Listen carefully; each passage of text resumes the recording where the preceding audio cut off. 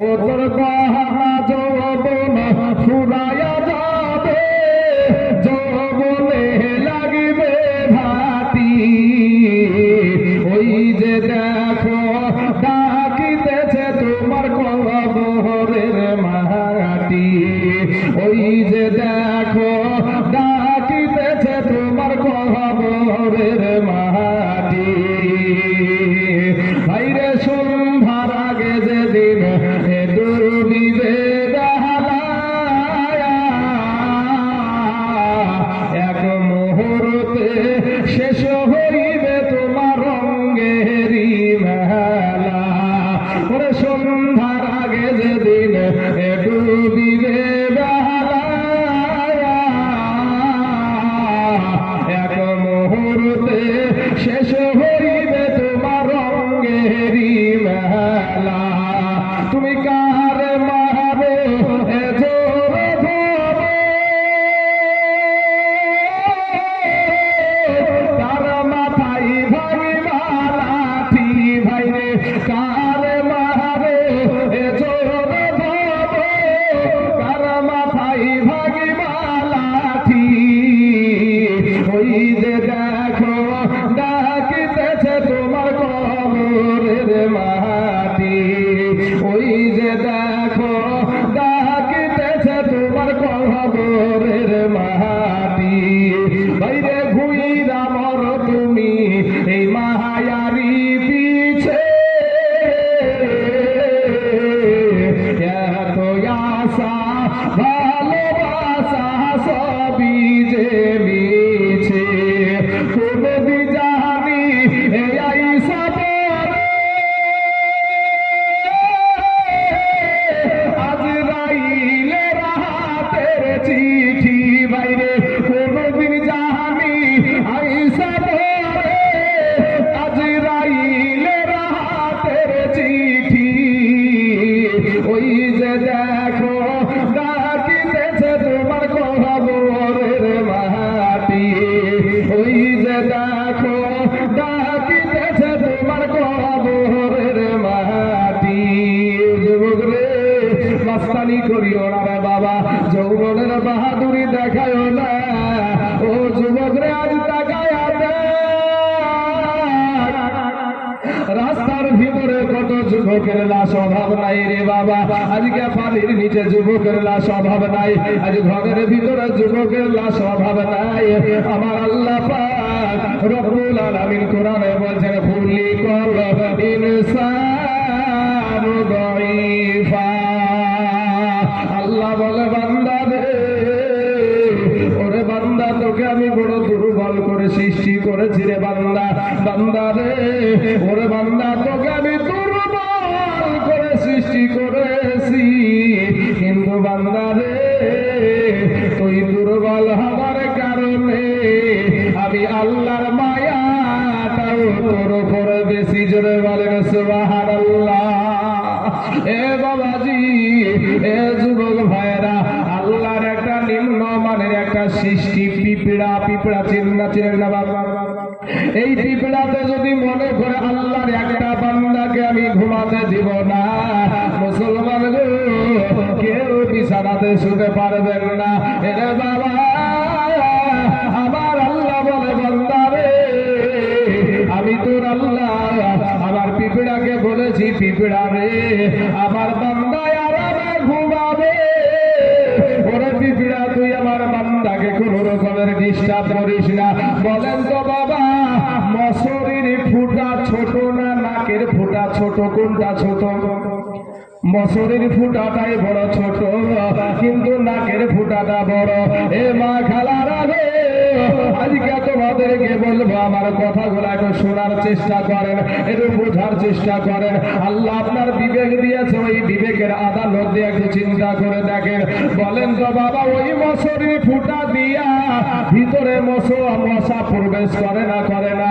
অবশ্যই মশা প্রবেশ করে, কিন্তু আপনার কি হলো, ওই মশাটা কানের কাছে এসে গান গাইতে শুরু করলো। মেজাজ গরম রে বাবা, কিন্তু বাবা গো মেজাজ গরম হয়ে গেল। কিন্তু মুসলমান একটা চিন্তা করো, আপনি আরামে ঘুমান, মশারি ছোট্ট ফুটা দিয়ে ভিতরে মশাটা ঢুকে গেল, কিন্তু আপনার নাকের বড় ফুটা দিয়ে মশা কেন প্রবেশ করে না? আপনার কানের ফুটা দিয়ে কেন মশা প্রবেশ করে না? আল্লাহ বলে, বান্দা রে, আমার বান্দার যদি নাক দিয়া ভিতরে প্রবেশ করিস, আমার বান্দা অসুস্থ হয়ে যাবে। ওরে বান্দা, ওরে মশা, তুই আমার বান্দাকে ডিস্টার্ব করিস না, তার কানের ভিতরে দিয়ে যাস না, তার নাকের ভিতরে দিয়ে যাস না। শরীরের সব অঙ্গে মশা বসে, কিন্তু নাকের ভিতর দিয়া কিন্তু মশা যায় না, কানের ভিতরে দিয়া মশা যায় না। আমার আল্লাহ বলে, বান্দা, তুমি যখন 5 ওয়াক্ত নামাজ পড়ে যখন তুমি ঘুমায়া যাবা, ওই ঘুমটাও তোমার ইবাদত হয়ে যাবে। জোরে বলবে সুবহানাল্লাহ। আল্লাহ বলে, বান্দা রে, তুই মনে করছিস আমার চাইতে তোর মা জননী তোকে বেশি ভালোবাসে। ওরে বান্দা, তুই মনে করছিস আমার চাইতে তোর বাবা তোকে বেশি ভালোবাসে। ওরে বান্দা, তুই মনে করছিস আমার চাইতে তোর বিবি তোকে বেশি ভালোবাসে। ওরে বান্দা, তুই মনে করছিস আমার চাইতে তোর সন্তান তোকে বেশি ভালোবাসে। না রে বান্দা, না, আমি আল্লাহর চাইতে তোকে কেউ বেশি ভালোবাসে না। বান্দা রে, তুই এত গুনাহ করেছিস রে বান্দা, গুনার কারণে আমি সূর্যের আলো বন্ধ করে দিই না রে বান্দা। ওরে বান্দা,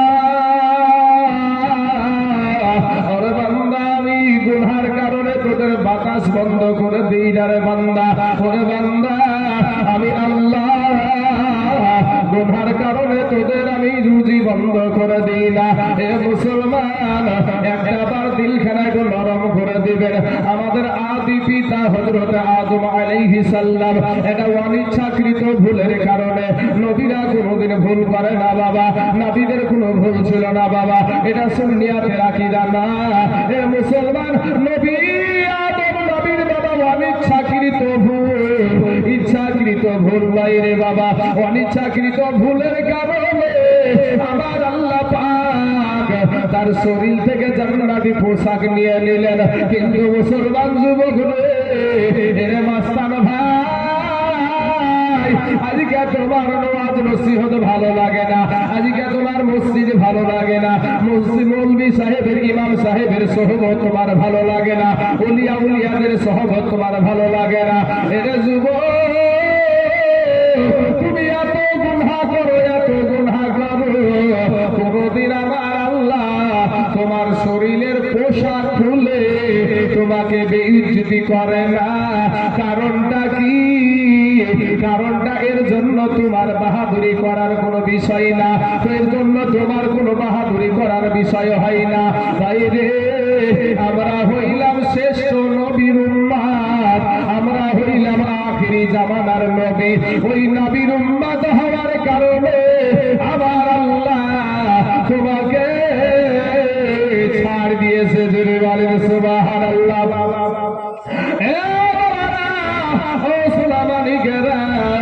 এরপরে আমার আল্লাহ পাক আদম নবীর একটা অনিচ্ছাকৃত ভুলের কারণে আমার আল্লাহ জান্নাত থেকে দুনিয়ার জমিনে পাঠায়া দিলেন। মুসলমান ভাইয়েরা রে আমার, হে যুবক ভাইয়েরা, আমার মা খালা শুনে যান, আপনি এত গুনাহ করেন রে বাবা। আমাদের সমাজে মদখোর আছে না নাই বাবা? মদখোর আছে, গাঁজাখোর আছে, তাড়িখোর আছে, হিরোইন খোর আছে। এরপরে বাবা আমার আল্লাহ কিন্তু তাকে বাড়ি থেকে বের করে দেয় না, তার বাসভবন থেকে কোনো সময় বাইরে ফেলায়া দেয় না। আমার আদম নবীকে জান্নাত থেকে দুনিয়ার জমিনে পাঠায়া দিলেন। কিন্তু বাবা আমার আল্লাহ আমাদের বাড়ি থেকে অন্য জায়গায় আমাদেরকে ফেলায়া দেয় না। এত গুনাহ করো রে যুবক, এরপরে তুমি মনে করিও না যে আমি বড় মস্তান, আমি মনে হয় আল্লাহওয়ালা। না রে ভাই, না, আমরা হইলাম নূর নবীর উম্মত, আমরা হইলাম আখিরি জামানার নবী। যেই নবীর কারণে আমার আল্লাহ আসমান সৃষ্টি করেছে, যেই নবীর কারণে আল্লাহ জমিন সৃষ্টি করেছে, যেই নবীর কারণে আল্লাহ আপনাকে সৃষ্টি করেছে, ওই নবীর কারণে আপনাকে আল্লাহ ছাড় দিয়েছে। জোরে বলেন সুবহানাল্লাহ।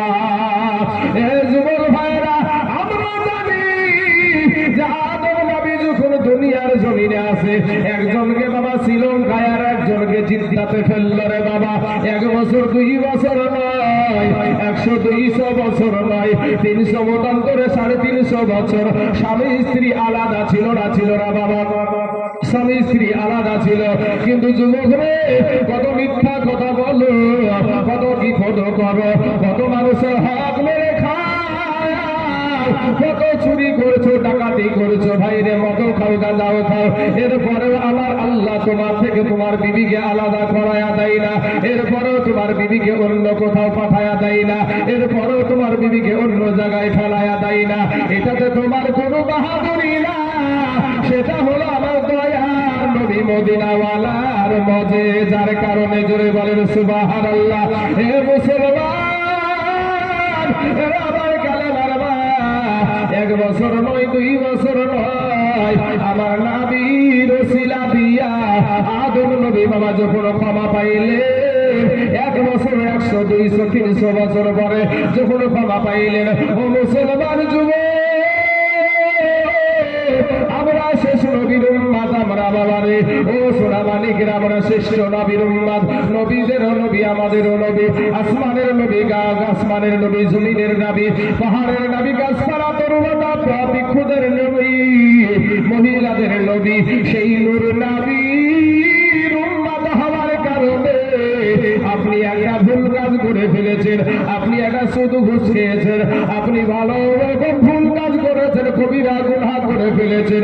আপনি মাঠে করেন, ঘাটে করেন, জঙ্গলে করেন, বাড়িতে করেন, দোকানে করেন, বাজারে করেন, ওখানেই যদি মনে হয় আমি বড় ভুল কাজ করেছি, দিলখানা একটু নরম করে দেন, দিলখানা একটু নরম করে দিয়া নিজের লজ্জিত হওয়ার পরে আল্লাহর কাছে চোখের পানি ছেড়ে দেন।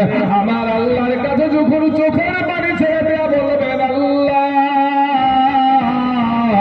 রব্বুল আলামিন গো, আল্লাহ আমি বড় ভুল করে ফেলেছি, আল্লাহ গো আমি তওবা করছি, এর আগে এরপরে আমি আর এই গুনাহ জীবনে করব না। আপনার চোখের পানি গালে আসতে দেরি, কিন্তু যুবক রে আমার আল্লাহ তোমাকে ক্ষমা করতে দেরি করবে না। জোরে জোরে বলুন সুবহানাল্লাহ। এবার বিষয়টা বলি গো ও মুসলমান ভাইয়েরা, কারণ কি? কারণ হলো আলহামদুলিল্লাহ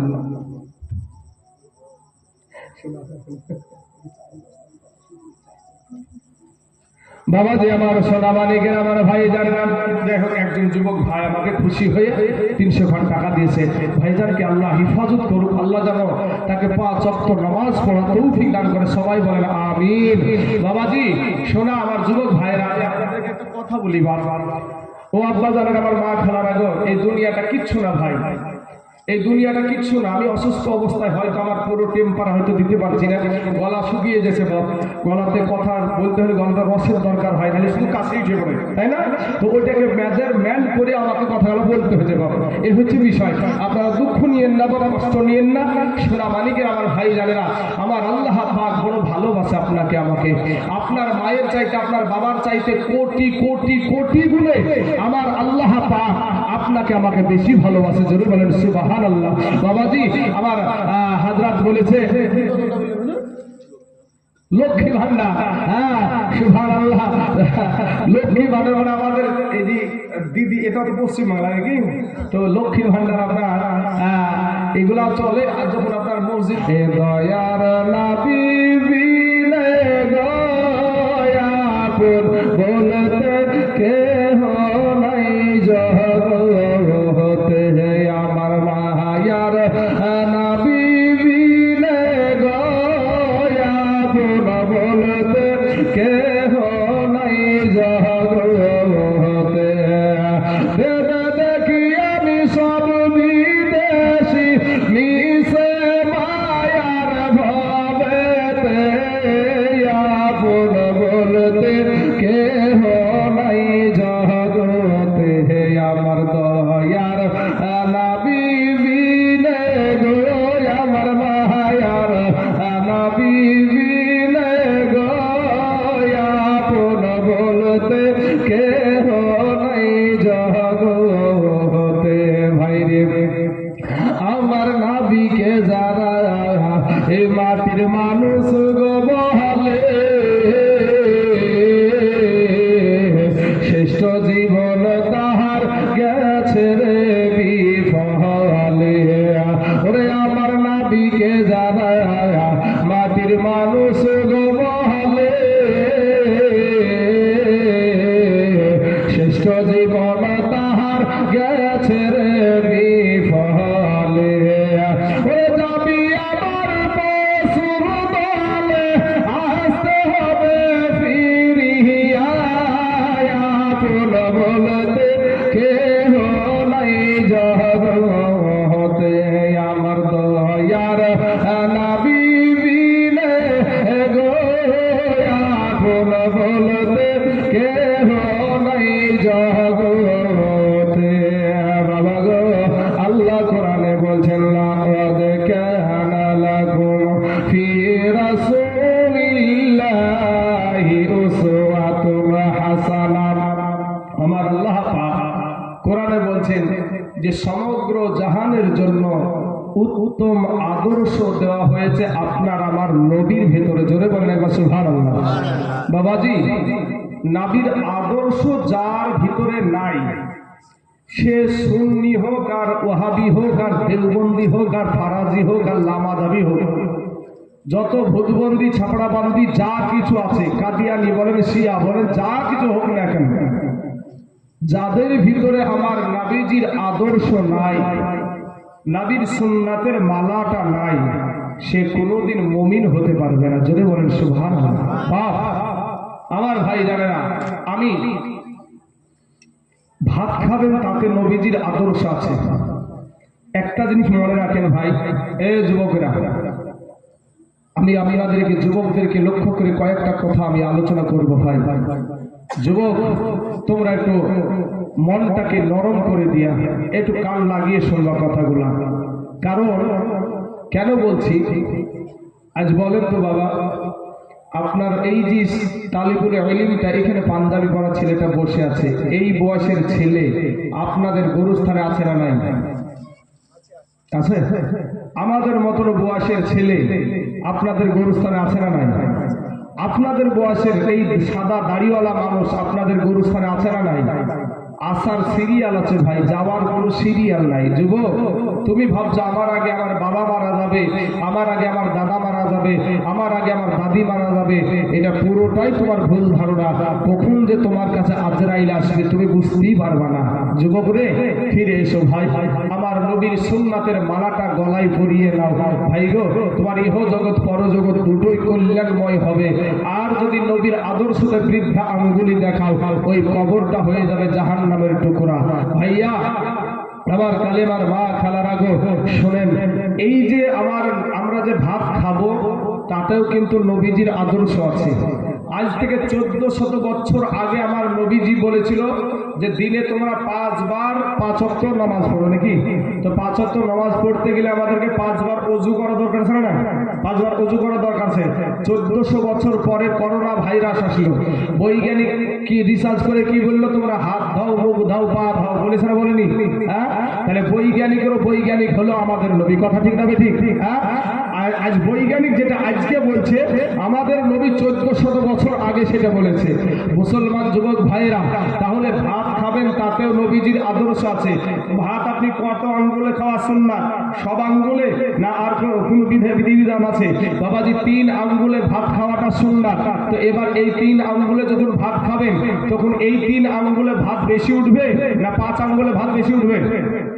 5 আঙ্গুলে ভাতটা বেশি হবে। তো ভিতরে যদি বেশি ভাত যায় কোনটা চিবানো ভালো হবে? অল্পগুলা না বেশিগুলা চিবানো ভালো হবে? অল্পগুলা চিবানো ভালো হবে। যদি চিবানো ভালো হয়, আমাদের লিভার যে ফাংশন আছে, ওই লিভার হজম হতে কষ্ট হবে না ব্যথা হবে?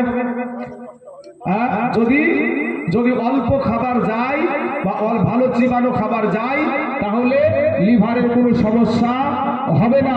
অতএব বাবাজি, তাহলে বোঝা যায় নবী আমার কত বৈজ্ঞানিকের বৈজ্ঞানিক। বাবাজি এবার দেখেন, আজ আপনি ভাত খাবেন তাতে নবীজির আদর্শ আছে, আপনি পেশাবে যাবেন তাতে নবীজির আদর্শ আছে, আপনি আপনার বাবা মায়ের সাথে কেমন ব্যবহার করবেন তাতে নবীজির আদর্শ আছে, আপনি দেশের ইমাম সাহেবের সঙ্গে কেমন ব্যবহার দেখাবেন তাতে নবীজির আদর্শ আদর্শ আছে।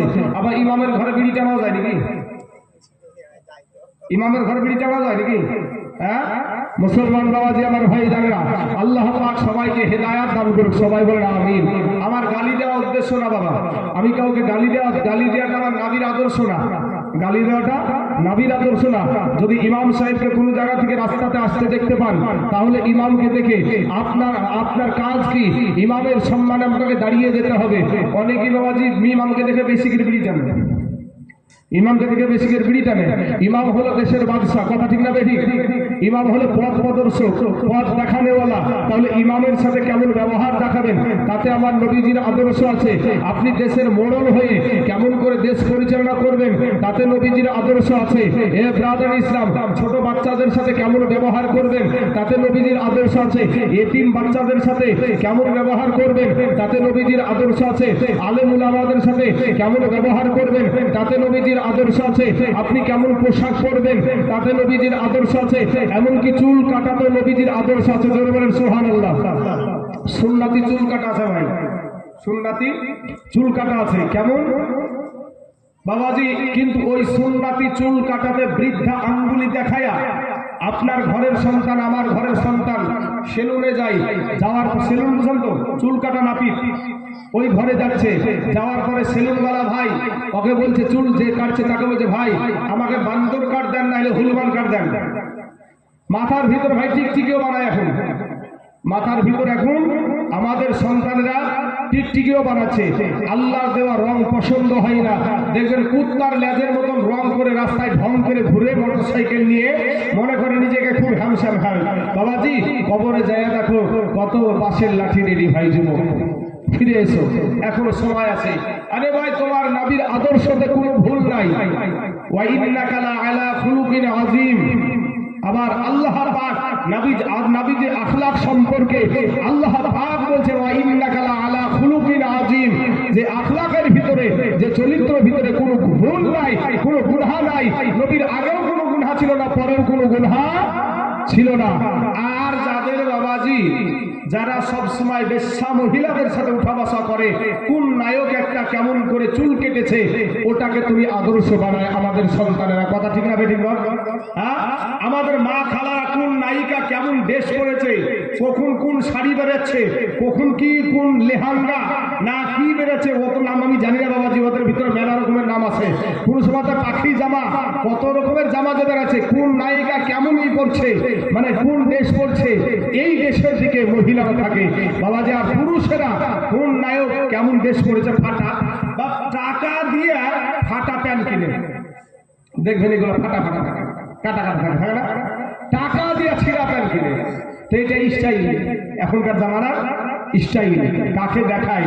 ও যেরকম এক মঘা, ওর মতন মঘিগুলাই পাগল হয়। তাছাড়া ভালো মহিলা ওর মতন ছেলেকে পাত্তা দেবে না কোনো সময়। যুবক রে, মাস্তানি করিও না ভাই, যৌবনের বাহাদুরি দেখায় না। কবে জানি তোমার দুনিয়া থেকে কবরে চলে যেতে হবে ভাই জান। আজকে তুমি যৌবনের বাহাদুরি দেখাচ্ছ, যাদের দাড়িগুলা পাকা হয়ে গেছে, সাদা হয়ে গেছে, ওই চাচাকে, ওই দাদাকে বলবা, দাদা তোমার যৌবনের অবস্থা কি? ওই দাদা তখন বলে দেবে যে আমার যৌবনের অবস্থা কি, কি আছে না আছে। বাবাজি আমার সোনা মানিকরা, তাই কবে